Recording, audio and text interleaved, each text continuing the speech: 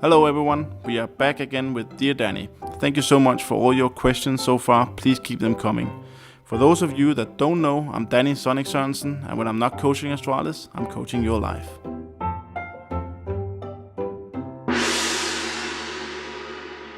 Dear Danny, how to figure out when to play more strict or the other way around, when to loosen up a bit? How do you handle spontaneous ideas from your players in-game? I don't think there is a right way to play Counter-Strike. Some teams like to play loose and we, for example, like to play structured. It really comes down to what type of players you have, what type of in-game leader and coach you have as well. For us, it's really important that we play structured. But in 2017, we only played structures, which resulted in that people were reading us very easily. So you have to find this middle ground where you play structured most of the time, and then you can obviously mix it up a bit with having some loose tactics or even a couple of rushes here and there.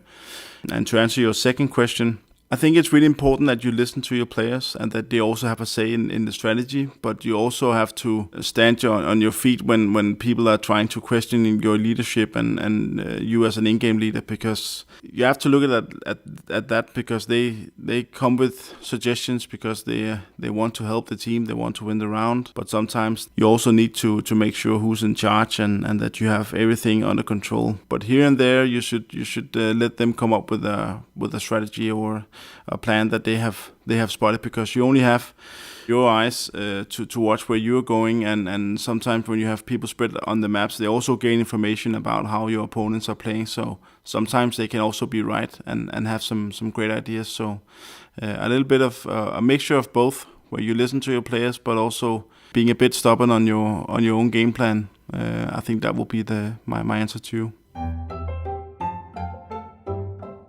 Dear Danny, I'm Silver. Should I play Faceit? My skills are decent though, I just can't get out of this rank. Obviously playing Faceit will definitely have you play with better players. You're gonna play on better servers than the traditional Valve servers. I think that if you can't get out of your rank, most likely it's because you're trying too much. Maybe you should take a break, maybe watch some replays. I don't know if you're just queuing alone or if you're queuing with a couple of friends. But I assume that you're queuing alone and you're just playing. Then I would definitely just maybe get some time off. Could sound like you're maybe overplaying a little bit, trying to reach a higher rank. Getting some time off. Maybe looking at some replays of players who play the same positions as you do would help you.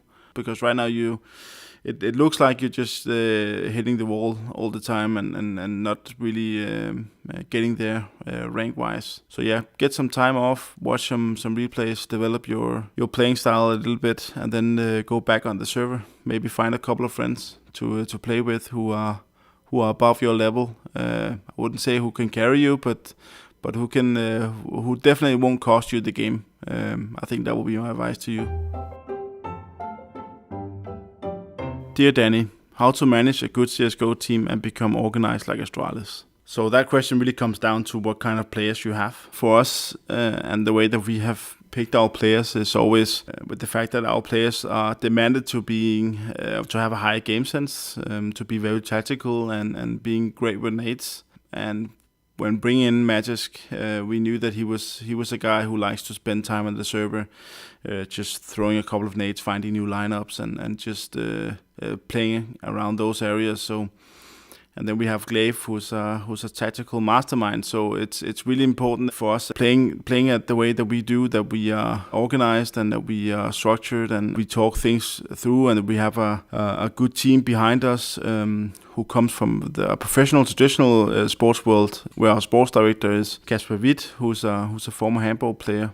He has taught us a lot of things about being professional. So when you combine these two things, you will have a great team who's really professional and who works extremely hard. And when you work extremely hard and have professional players, then you can shape a team exactly how you want it. That's it for today.